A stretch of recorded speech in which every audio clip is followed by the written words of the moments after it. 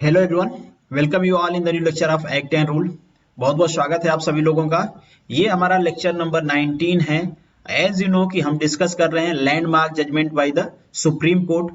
और आज हम जो जजमेंट डिस्कस कर रहे हैं वो कॉन्फ्लिक्ट था प्रकाश चंद के बीच में और श्वेता शर्मा के बीच में। इन दोनों लोगों के बीच में क्या कॉन्फ्लिक्ट था? बेसिकली ओनरशिप को लेकर कॉन्फ्लिक्ट था कि गाड़ी का ओनर कौन है। और आपको पता है गाड़ी के ओनर को हमारे सेक्शन में डिफाइन किया गया है, हमारा जो एक्ट है उसके सेक्शन 2 में डिफाइन किया गया है। तो उन डिफिनीशन को लेके इन दोनों लोगों में कॉन्फ्लिक्ट हो गया। ये दोनों लोग कोर्ट में गए, कोर्ट ने जजमेंट दिया। अब ये जजमेंट लैंडमार्क कैसे बन गया वो हम जब डिस्कस करेंगे तो आपको पता चलेगा कि इतना छोटा कॉन्फ्लिक्ट कैसे था, लोग समझ नहीं पा रहे थे। सारी चीजें वहां पे डिफाइंड हैं कि ओनर कौन होगा, फिर भी लोगों को समझ में नहीं आया। लोगों ने इतनी लंबी लड़ाई लगी, पहले ट्रिब्यूनल में गए, फिर हाई कोर्ट में गए, फिर सुप्रीम कोर्ट में गए।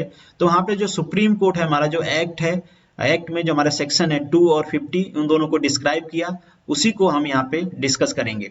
तो एज यूजुअल डिस्कशन से पहले अगर अभी तक आपने टेलीग्राम चैनल ज्वाइन नहीं किया है तो ज्वाइन करिए। अगर आप चैनल पे नए हो तो सब्सक्राइब करिए। अगर वीडियो आपको पसंद आ रही है तो आप शेयर भी कर सकते हो। तो चलिए लेक्चर की शुरुआत करते हैं।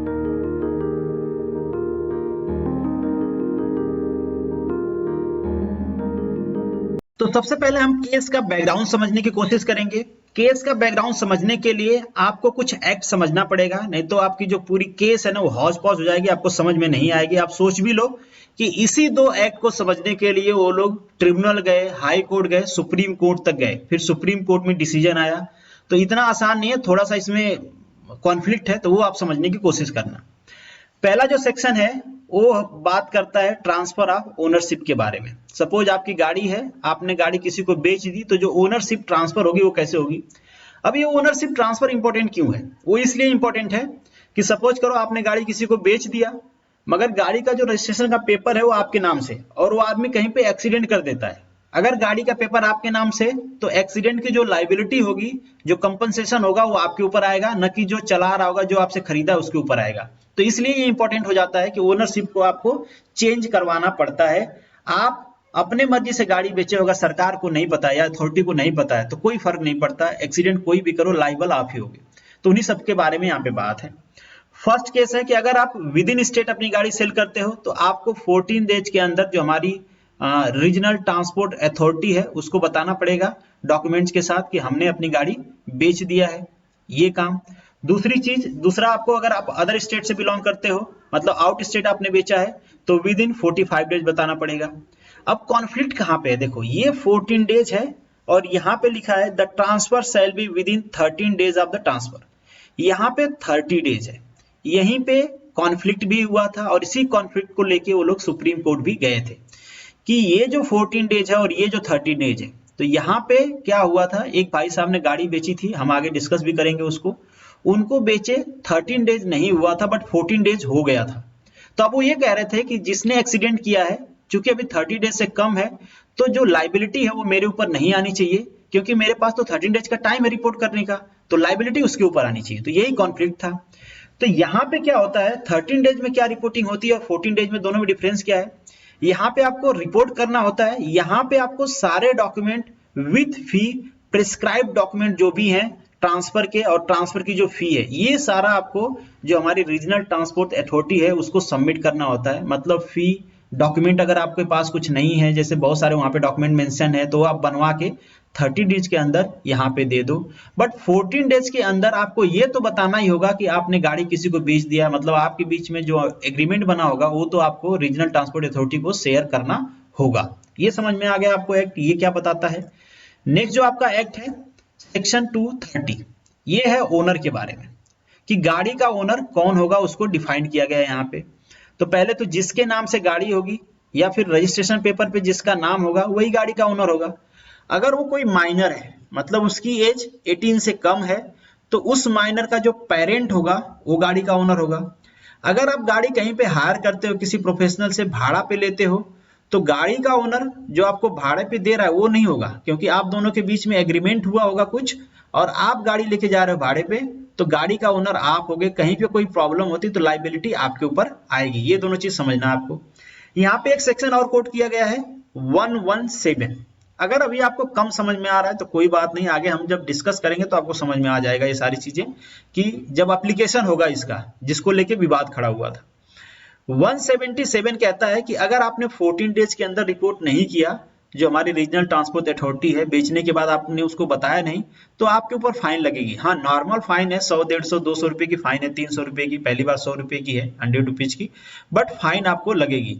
इनका मतलब है दंड तो दंड होता है, कम या ज्यादा, आप पनिशेबल हो, आपने एक रूल तोड़ा है, ठीक है। तो यहाँ पे आपको ध्यान देना है कि अगर आप 14 डेज के अंदर रिपोर्ट नहीं करते हो, इसका मतलब आपने एक रूल तोड़ा है। तो ये आपको एक्ट समझ में आ गया। अब इसी एक्ट पे बेस है हमारे केस का बैकग्राउंड। अब हम समझते हैं बैकग्राउंड। ये जो डोगा साहब हैं, इनकी एक कार थी सेंट्रो। ये कार इन्होंने शर्मा जी को बेच दिया। शर्मा जी को कार बेचा। कार बेचने के 30 डेज के अंदर ही ये जो शर्मा जी हैं, इन्होंने एक एक्सीडेंट कर दिया, ठीक है। अब जिसका एक्सीडेंट हुआ, उस आदमी को क्या चाहिए? कंपनसेशन चाहिए। वो कंपनसेशन के लिए ट्रिब्यूनल में गया। कहाँ गया? ट्रिब्यूनल में गया। अब ट्रिब्यूनल वाले को कैसे पता चलेगा कि इस गाड़ी का ओनर कौन है? तो वो क्या करेंगे? डॉक्यूमेंट्स मांगेंगे, रजिस्ट्रेशन। मेन डॉक्यूमेंट क्या होता है? गाड़ी का रजिस्ट्रेशन। अब गाड़ी के रजिस्ट्रेशन पे नाम किसका था? डोगा साहब का था, क्योंकि इन्होंने अभी तक ट्रांसफर नहीं करवाई थी। ये वेट कर रहे थे कि अभी 30 डेज तो हुआ नहीं गाड़ी को बेचे, तो हमारा जो प्राइमरी पेपर है वो हम 30 डेज के अंदर होता है कि आप सपोर्ट सबमिट कर सकते हो, तो हम कर देंगे। तो ये इसका वेट कर रहे थे, ये गए नहीं।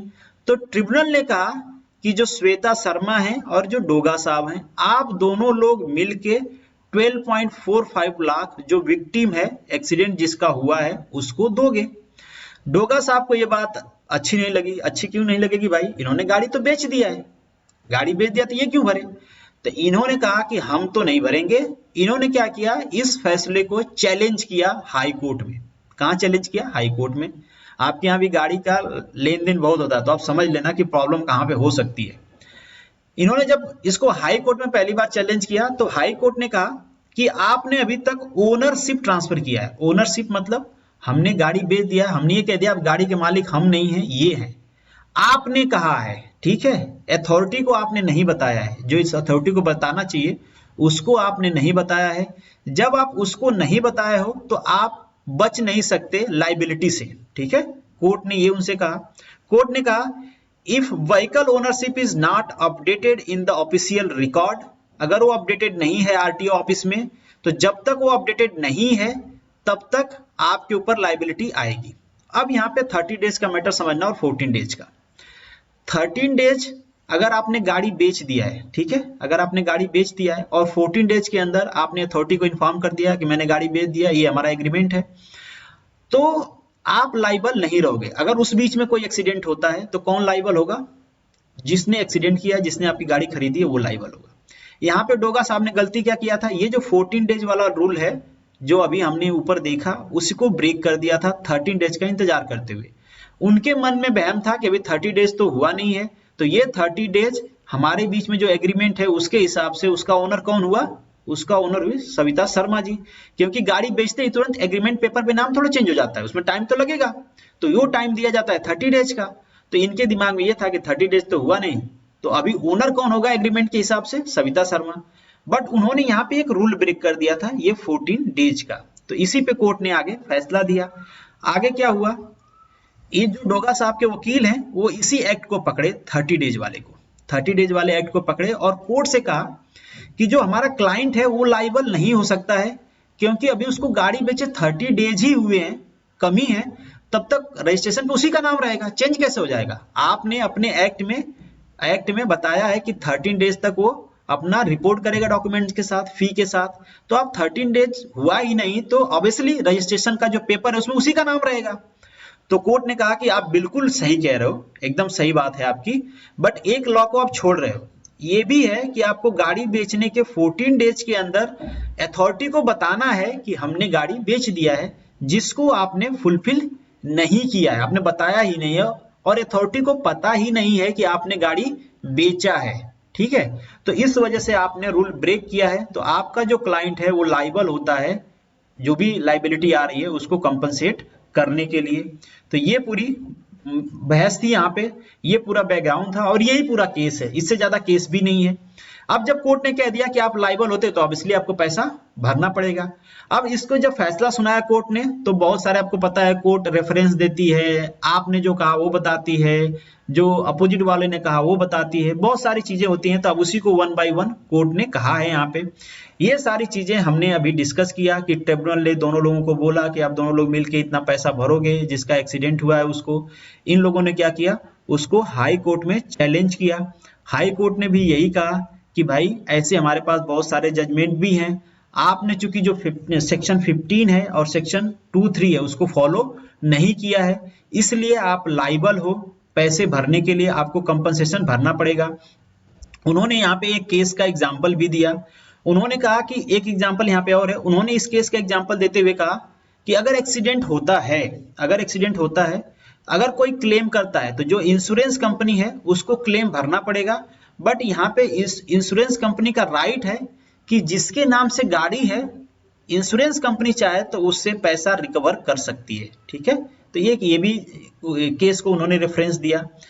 थर्ड फोर्थ पॉइंट में इसने कहा, जो हम आगे डिस्कस कर रहे थे कि डोगा साहब ने कहा कि 13 डेज है, कोर्ट ने कहा कि आपने 14 डेज में इन्फॉर्म नहीं किया था, जो कि आपको करना चाहिए। अगर आप 14 डेज में इन्फॉर्म नहीं करते हो तो हमारा जो सेक्शन है 177 उसके हिसाब से आपके ऊपर फाइन लगानी चाहिए। आपने एक लॉ को ब्रेक किया है, आपने जब लॉ ब्रेक किया है तो ऑब्वियसली आपके ऊपर फाइन लगनी चाहिए और आप लाइबल भी हो, आपको 13 डेज के अंदर तो फी के साथ डॉक्यूमेंट सबमिट कराना होता है, बट एटलीस्ट बेसिक रिपोर्ट तो आपको 14 डेज के अंदर जो हमारी आरटीओ ऑफिस है उसमें सबमिट करवानी होती है। तो ये सारी बहस हुई उन लोगों के बीच में। आगे का उन्होंने रेफरेंस भी दिया केस का, फिर से एक रेफरेंस दिया केस का कि इन्होंने बताया कि जो हमारा चैप्टर जो हमारे एक्ट का चैप्टर 7 है उसमें बताया गया है कि जो क्लेम आएगा या तो उसको इंश्योरेंस कंपनी भरेगी, या तो ओनर भरेगा, या तो ड्राइवर भरेगा, कोई तो कोई भरेगा।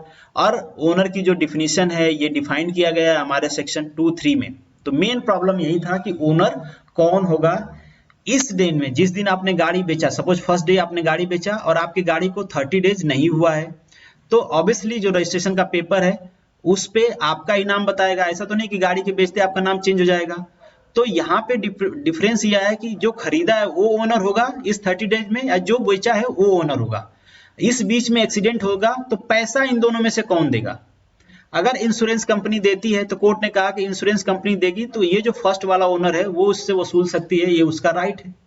तो अब इन दोनों के बीच में ओनर कौन होगा इसका प्रॉब्लम था। तो अगर ये चलो फर्स्ट आदमी है, अगर वो अपनी गाड़ी को बेचता है और अपने गाड़ी को बेचने के 14 दिन के अंदर वो आरटीओ में रिपोर्ट करता है कि मैंने अपनी गाड़ी बेच दिया है, तो ये भाई साहब देंगे, तब ओनर ये होंगे, क्योंकि इसने जो ड्यू लॉ है उसको फॉलो किया है। अगर 14 डेज के अंदर भी एक्सीडेंट होता है तो यही भाई साहब भरेंगे। मगर यहाँ पे डोगा साहब के साथ केस थी कि 14 डेज बीत गया था, 13 डेज नहीं बीता था। जो सेकेंड लिमिट है वो नहीं बीती थी, बस फर्स्ट लिमिट बीत गई थी, इन्होंने बताया नहीं था। इसलिए कोर्ट ने कहा कि आप रिस्पॉन्सिबल हो, आप लाइबल हो, क्योंकि आपने अथॉरिटी को बताया ही नहीं कि आपने गाड़ी बेचा है। आपने अपने मर्जी से केवल ओनरशिप को ट्रांसफर कर दिया है, रजिस्ट्रेशन पेपर पे आपका नाम है, तो इसलिए आपको पैसा भरना पड़ेगा। इन्हीं सारे केस में इन्होंने क्या किया, यहाँ पे कुछ जो रेफरेंस है पहले के जो जजमेंट हैं उनको इन्होंने रेफर किया, जजमेंट को रेफरेंस बनाया। नेक्स्ट पॉइंट में भी कोर्ट ने कहा कि देखिए आपके नाम से पेपर है व्हीकल का, तो आप लाइबिलिटी से बच नहीं सकते हो। यहाँ पे इन्होंने इस केस का रेफरेंस भी दिया कि अगर आपके नाम से व्हीकल का पेपर है तो आप ही रिस्पॉन्सिबल हो गए अगर कहीं पे भी एक्सीडेंट होता है। तो अगर आप लॉ फॉलो नहीं करते हो तो ऑब्वियसली अगर आपने अथॉरिटी को रिस्पॉन्स किया है कि मैंने बेच दिया है, तब आप लाइबल नहीं होगे। जो लोग भी अथॉरिटी को इन्फॉर्म नहीं करेंगे वो लोग लाइबल होंगे इस केस में। अगर कहीं पे भी कुछ भी एक्सीडेंट होता है तो उन्हीं को जो भी कंपनसेशन होगा वो भरना पड़ेगा। डिफरेंट केस में कंपनसेशन लोगों ने भरा है। कोर्ट ने साफ साफ कहा द लॉ इज दस well settled and can be summarised. हमने भैया समराइज कर दिया है, जो लॉ है वो एकदम स्ट्रेट फॉरवर्ड है कि अगर आपने जो ड्यू सेट लॉ है उसको फॉलो करते हो तभी आपकी ओनरशिप चेंज होगी। अगर आपने कहीं पे भी लॉ ब्रेक किया है तो ओनरशिप चेंज नहीं होगी। अगर कहीं पे भी कुछ अनफॉर्चुनेट होता है तो आप कंपनसेशन दोगे। जो आरटीओ रिकॉर्ड है उसमें से आपका नाम निकलना चाहिए। जब तक पेपर पे आपका नाम है आप ही उसके ओनर हो। तो अगर अभी भी आपको कंफ्यूजन हो रहा है यहाँ पे कि ओनरशिप किसके पास होगी 13 डेज के अंदर की ओनरशिप, क्योंकि नाम तो तुरंत चेंज होगा नहीं, 13 डेज का टाइम भी दिया गया है कि 13 डेज तक आप रिपोर्ट करोगे। तो डेफिनेटली अगर आप अथॉरिटी को रिपोर्ट कर रहे हो, जो भी ड्यू सेट प्रोसेस है उसके अंदर अगर आप रिपोर्ट कर रहे हो तो आप ओनर नहीं होगे और आप लाइबल भी नहीं होगे। और ये बात कहते हुए कोर्ट ने डोगा साहब की जो अपील थी उसको डिसमिस कर दिया और बोला कि आपको तो पैसा भरना पड़ेगा।